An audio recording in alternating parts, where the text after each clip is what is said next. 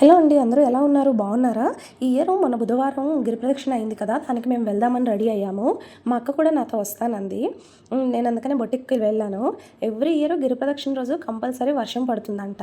Last year కూడా చాలా పెద్ద వర్షం పడింది. ఈ ఇయర్ మాత్రం ఫుల్ ఎండ అనమాట, సమ్మర్లా ఉంది. అది అది ఎందుకంటే మా అక్క నాతో పాటు గిరిప్రదక్షిణకు వస్తుంది. అదో పెద్ద వింత అనమాట. ఇంకా రెడీ అయిపోయాము. నేను, మా అక్క, భావన వెళ్ళిపోయాము. స్టార్ట్ అయ్యి లా కాలేజ్ రోడ్ నుంచి వెళ్ళాము. మేము వెళ్తూ ఉంటే హనుమంతవాక దగ్గర ఆల్రెడీ నడక స్టార్ట్ చేసిన వాళ్ళు చాలామంది ఉన్నారు. వాళ్ళు మరి ఏ టైంలో స్టార్ట్ చేశారో ఏంటో, ఆల్రెడీ హనుమంతవాక వరకు వచ్చేసిన వాళ్ళు, హెచ్బి కాలనీ వరకు వచ్చేసిన వాళ్ళు.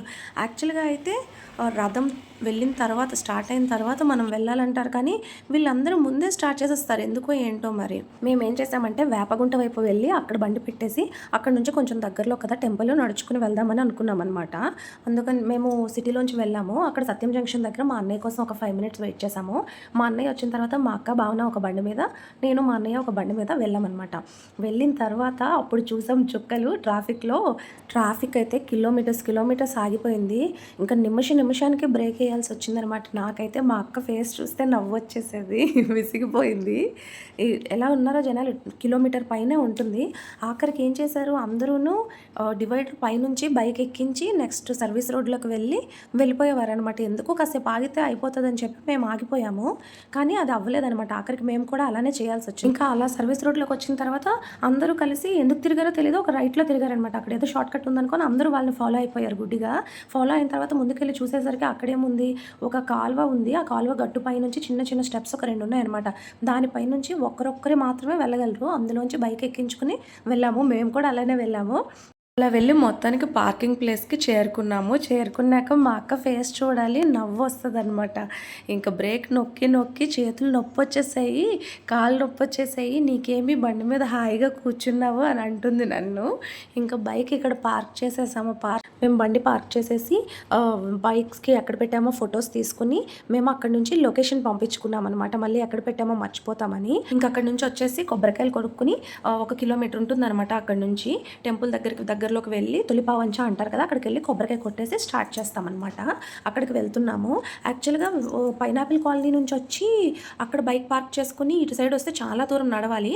అందుకని చెప్పి మేము ఈసారి వేపగుంట నుంచి వచ్చాము.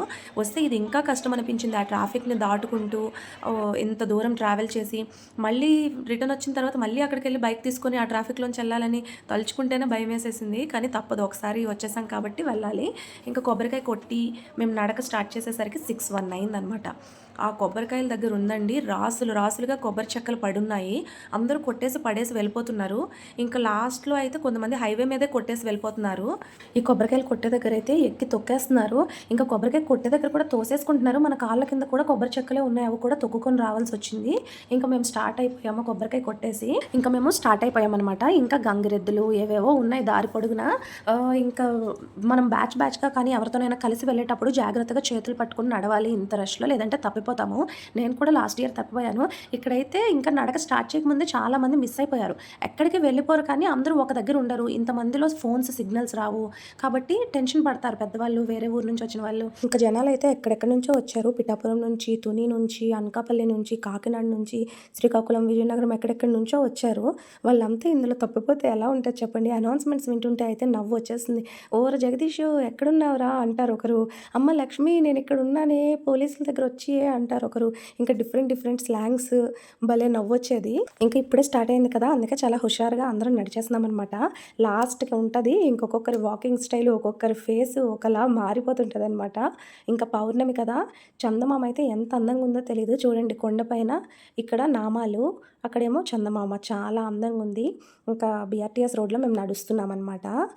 ఎప్పటికీ హెల్త్ సిటీ రాదు. మేము అక్కడ సింహాచలం దగ్గర నుంచి హనుమంతవాకకి వచ్చేసరికి 4 hours పట్టింది మాకు.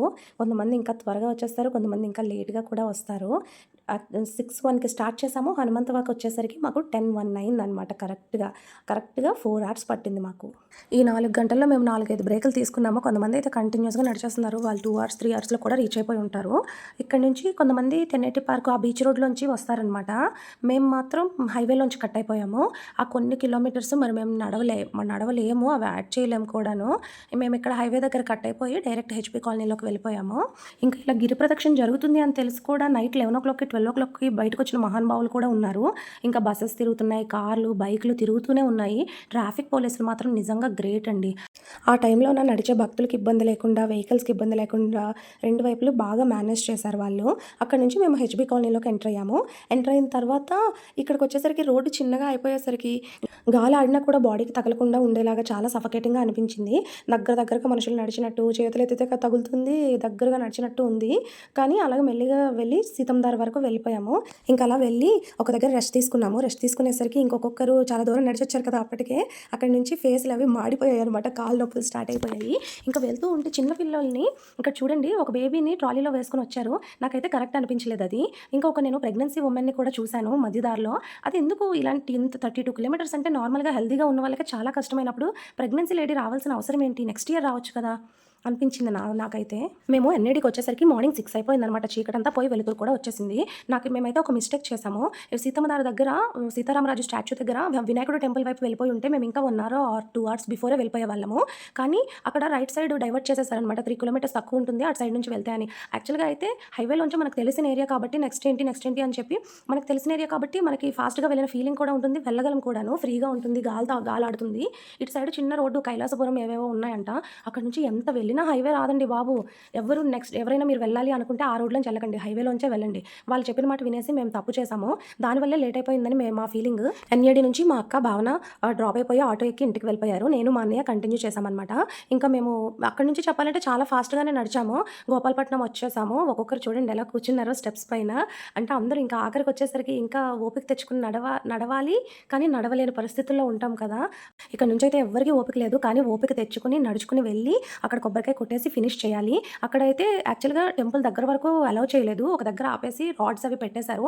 అక్కడ కొబ్బరికాయ కొట్టి హైవే మీద పడేస్తున్నారు. మేము కూడా అలానే వెళ్ళి అక్కడే కొబ్బరికాయ కొట్టేసి దండం పెట్టుకొని వెనక్కొచ్చేసామనమాట. ఇంకా బైక్ పార్క్ చేసాం కదా! అక్కడికి వెళ్ళి బైక్ తెచ్చుకొని మళ్ళీ ఈ ట్రాఫిక్ అంతా దాటుకొని ఇంటికొచ్చేసరికి చాలా టైం అయిపోయింది. అందులోనూ ఎండ చాలా ఎక్కువుందనమాట ఈ 2 డేస్, 3 డేస్ నుంచి. మళ్ళీ ఆ మధ్యలో వర్షాలు అవి తొందరగా పడి చల్లగా అయింది. వింటర్‌లా అయిపోయి మళ్ళీ సమ్మర్ వచ్చేసినట్టు అనిపిస్తుంది. ఇప్పుడైతే అలా ఉంది. మొత్తానికి మా గిరి ప్రదక్షిణ అయితే 9థ్ ఈవినింగ్ 6:00కి స్టార్ట్ అయ్యి 10థ్ 8:20కి ఎండ్ అయిందనమాట. మీరెప్పుడైనా గిరి ప్రదక్షిణ చేశారా? ఒకవేళ చేయాలనుకుంటే గనక సింహాచలంలో 32 కిలోమీటర్స్ అంటారు కదా! 32 కిలోమీటర్స్ అని మాత్రం మెంటల్‌గా డిసైడ్ అయ్యి రావద్దు మీరు. ప్లస్ 10 కిలోమీటర్స్ యాడ్ చేసుకొని రండి.